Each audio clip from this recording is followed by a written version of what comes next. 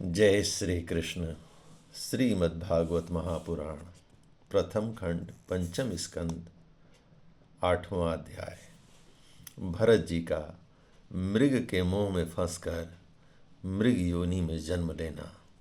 श्री सुखदेव जी कहते हैं, एक बार भरत जी गंडकी में स्नान कर नित्य नैमित्तिक तथा शौच आदि अन्य आवश्यक कृत्यों से निवृत्त हो प्रणव का जप करते हुए 3 मुहूर्त तक नदी की धारा के पास बैठे रहे। राजन, इसी समय एक हरणी प्यास से व्याकुल हो जल पीने के लिए अकेली ही उस नदी के तीर पर आई। अभी वह जल पी ही रही थी कि पास ही गरजते हुए सिंह की लोक भयंकर दहाड़ सुनाई पड़ी। हरिण जाति तो स्वभाव से ही डरपोक होती हैं। वह पहले ही चौकन्नी होकर इधर उधर देखती जाती थी। अब ज्यों ही उसके कानों में वह भीषण शब्द सुनाई पड़ा, सिंह के डर के मारे उसका कलेजा धड़कने लगा और नेत्र कातर हो गए।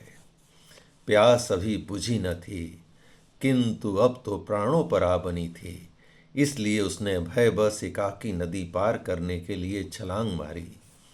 उसके पेट में गर्भ था, अतः उछलते समय अत्यंत भय के कारण उसका गर्भ अपने स्थान से हटकर योनि द्वार से निकलकर नदी के प्रवाह में गिर गया। वह कृष्ण मृग पत्नी अकस्मात गर्भ के गिर जाने, लंबी छलांग मारने तथा सिंह से डरी होने के कारण बहुत पीड़ित हो गई थी। अब अपने झुंड से भी उसका बिछोह हो गया, इसलिए वह किसी गुफा में जा पड़ी और वहीं मर गई। राजर्षि भरत ने देखा कि बेचारा हरिणी का बच्चा अपने बंधुओं से बिछुड़कर नदी के प्रवाह में बह रहा है। इससे उन्हें उस पर बड़ी दया आई और वे आत्मीय के समान उस मातृहीन बच्चे को अपने आश्रम पर ले आए। उस मृग छौने के प्रति भरत जी की ममता उत्तरोत्तर बढ़ती ही गई। वे नित्य उसके खाने पीने का प्रबंध करने, व्याघ्रादि से बचाने, लाड़ लड़ाने और पुचकारने आदि की चिंता में ही डूबे रहने लगे। कुछ ही दिनों में उनके यम नियम और भगवत पूजा आदि आवश्यक कृत्य एक एक करके छूटने लगे और अंत में सभी छूट गए।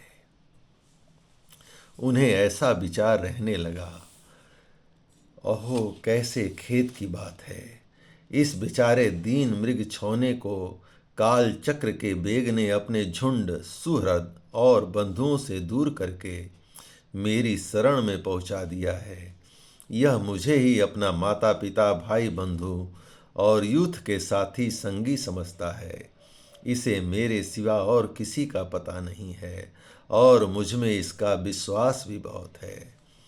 मैं भी शरणागत की उपेक्षा करने में जो दोष है उन्हें जानता हूँ, इसलिए मुझे अब अपने इस आश्रित का सब प्रकार की दोष बुद्धि छोड़कर अच्छी तरह पालन पोषण और प्यार दुलार करना चाहिए। निश्चय ही शांत स्वभाव और दीनों की रक्षा करने वाले परोपकारी सज्जन ऐसे शरणागत की रक्षा के लिए अपने बड़े से बड़े स्वार्थ की भी परवाह नहीं करते। इस प्रकार उस हरिणी के बच्चे में आसक्ति बढ़ जाने से बैठते, सोते, टहलते, ठहरते और भोजन करते समय भी उनका चित्त उसके स्नेह पास में बंधा रहता था। जब उन्हें कुश, पुष्प, समिधा, पत्र और फल मूल आदि लाने होते तो भेड़ियों और कुत्तों के भय से उसे भी वे साथ लेकर ही वन में जाते। मार्ग में जहाँ तहाँ कोमल घास आदि को देखकर मुग्ध भाव से वह हरिण शावक अटक जाता तो वे अत्यंत प्रेम पूर्ण हृदय से दयावश उसे अपने कंधे पर चढ़ा लेते। इसी प्रकार कभी गोद में लेकर, कभी छाती से लगाकर उसका दुलार करने में भी उन्हें बड़ा सुख मिलता। नित्य नैमित्तिक कर्मों को करते समय भी राज राजेश्वर भरत बीच बीच में उठ उठकर उस मृग बालक को देखते और जब उस पर उनकी दृष्टि पड़ती तभी उनके चित्त को शांति मिलती। उस समय उसके लिए मंगल कामना करते हुए वे कहने लगते, बेटा, तेरा सर्वत्र कल्याण हो। कभी यदि वह दिखाई न देता तो जिसका धन लुट गया हो उस दीन मनुष्य के समान उनका चित्त अत्यंत उद्विग्न हो जाता और फिर वे उस हरिणी के बच्चे के विरह से व्याकुल एवं संतप्त हो करुणावश अत्यंत उत्कंठित एवं मोहविष्ट हो जाते तथा शोक मग्न होकर इस प्रकार कहने लगते। अहो, क्या कहा जाए, क्या वह मात्रहीन दीन मृग सावक दुष्ट बहेलिए की सी बुद्धि वाले मुझ पुण्यहीन अनार्य का विश्वास करके और मुझे अपना मानकर मेरे किए हुए अपराधों को सत्पुरुषों के समान भुलाकर फिर लौट आएगा? क्या मैं उसे फिर इस आश्रम के उपवन में भगवान की कृपा से सुरक्षित रखकर निर्विघ्न हरि हरि दूब चरते देखूंगा? ऐसा न हो कि कोई भेड़िया कुत्ता गोल बांधकर विचरने वाले सुकरादि अथवा अकेले घूमने वाले व्याघ्रादि ही उसे खा जाएं। अरे, संपूर्ण जगत की कुशलता के लिए प्रकट होने वाले वेद त्रयी रूप भगवान सूर्य अस्त होना चाहते हैं, किंतु अभी तक वह मृगी की धरोहर लौट कर नहीं आई। क्या वह हरिण राजकुमार मुझ पूर्णहीन के पास आकर अपनी भांति भांति की मृग सावकोचित मनोहर एवं दर्शनीय क्रीड़ाओं से अपने स्वजनों का शोक दूर करते हुए मुझे आनंदित करेगा?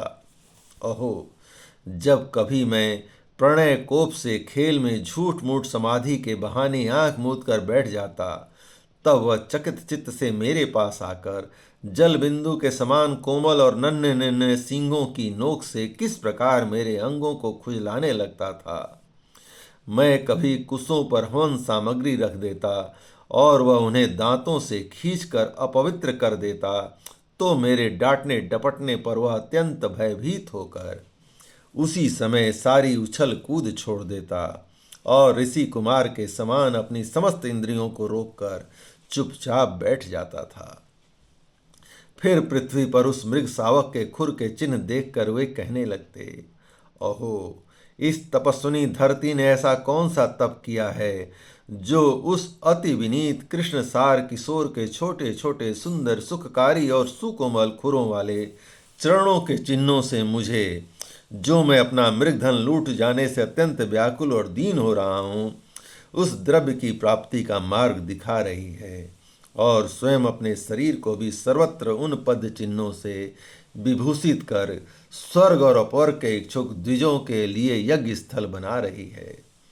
चंद्रमा में मृग का सा श्याम चिन्ह देख उसे अपना ही मृग मानकर कहने लगते, ओहो, जिसकी माता सिंह के भय से मर गई थी, आज वही मृग शिशु अपने आश्रम से बिछुड़ गया है। अतः उसे अनाथ देखकर क्या वे दीन वत्सल भगवान नक्षत्रनाथ दया बस उसकी रक्षा कर रहे हैं? फिर उसकी शीतल किरणों से आह्लादित होकर कहने लगते, अथवा अपने पुत्रों के वियोग रूप दवानल की विषम ज्वाला से हृदय कमल दग्ध हो जाने के कारण मैंने एक मृग बालक का सहारा लिया था, अब उसके चले जाने से फिर मेरा हृदय जलने लगा है, इसलिए ये अपनी शीतल शांत स्नेहपूर्ण और बदन सलील रूपा अमृतमयी किरणों से मुझे शांत कर रहे हैं। राजन, इस प्रकार जिनका पूरा होना सर्वथा संभव था, उन विविध मनोरथों से भरत का चित्त व्याकुल रहने लगा। अपने मृग सावक के रूप में प्रतीत होने वाले प्रारब्ध कर्म के कारण तपस्वी भरत जी भगवद आराधना रूप कर्म एवं योगानुष्ठान से च्युत हो गए, नहीं तो जिन्होंने मोक्ष मार्ग में साक्षात विघ्न रूप समझकर अपने हृदय से उत्पन्न दुस्तत्य पुत्रादि को भी त्याग दिया था, उन्हीं के अन्य जाति हिरण शिशु में ऐसी आसक्ति कैसे हो सकती थी? इस प्रकार राजर्षि भरत विघ्नों के वशीभूत होकर योग साधना से भ्रष्ट हो गए और उस मृग छौने के पालन पोषण और लाड़ प्यार में ही लगे रहकर आत्मस्वरूप को भूल गए। इसी समय जिसका टलना अत्यंत कठिन है, वह प्रबल वेगशाली कराल काल चूहे के बिल में जैसे सर्प घुस आए, उसी प्रकार उनके सिर पर चढ़ाया। उस समय भी वह हरिण सावक उनके पास बैठा पुत्र के समान शोकातुर हो रहा था। वे उसे इस स्थिति में देख रहे थे और उनका चित्त उसी में लगा रह रहा था। उस प्रकार की आसक्ति में ही मृग के साथ उनका शरीर भी छूट गया। तदंतर उन्हें अंत काल की भावना के अनुसार अन्य साधारण पुरुषों के समान मृग शरीर ही मिला, किंतु उनकी साधना पूरी थी। इससे उनकी पूर्व जन्म की स्मृति नष्ट नहीं हुई। उस योनि में भी पूर्व जन्म की भगवद आराधना के प्रभाव से अपने मृग रूप होने के कारण जानकर वे अत्यंत पश्चाताप करते हुए कहने लगे, अहो बड़े खेद की बात है, मैं संयमशील महानुभावों के मार्ग से पतित हो गया। मैंने तो धैर्य पूर्वक सब प्रकार की आसक्ति छोड़कर एकांत और पवित्र वन का आश्रय लिया था, और वहां रहकर जिस चित्त को मैंने सर्वभूतात्मा श्री वासुदेव में निरंतर उन्हीं के गुणों का श्रवण मनन और संकीर्तन करके तथा प्रत्येक फल को उन्हीं की आराधना और स्मरणादि से सफल करके स्थिर भाव से पूर्णतया लगा दिया था, मुझ अज्ञानी का वही मन अकस्मात एक नन्हे से हरिण शिशु के पीछे अपने लक्ष्य से च्युत हो गया। इस प्रकार मृग बने हुए राजर्षि भरत के हृदय में जो वैराग्य भावना जागृत हुई, उसे छिपाए रखकर उन्होंने अपनी माता मृगी को त्याग दिया और अपनी जन्मभूमि कालंजर पर्वत से वे फिर शांत स्वभाव मुनियों के प्रिय उसी साल ग्राम तीर्थ में, जो भगवान का क्षेत्र है, पुलस्त्य और पुलह ऋषि के आश्रम पर चले आए। वहां रहकर वे काल की ही प्रतीक्षा करने लगे। आसक्ति से उन्हें बड़ा भय लगने लगा था। बस अकेले रहकर वे सूखे पत्ते, घास और झाड़ियों द्वारा निर्वाह करते मृग योनि की प्राप्ति कराने वाले प्रारब्ध के क्षय की बाट देखते रहते। अंत में उन्होंने अपने शरीर का आधा भाग गंडकी के जल में डुबाए रखकर इस मृग शरीर को छोड़ दिया। जय श्री कृष्ण। इस प्रकार भगवान श्री कृष्ण की महान कृपा से श्रीमद् भागवत महापुराण पंचम स्कंद 8वां अध्याय संपूर्ण हुआ। जय श्री कृष्ण।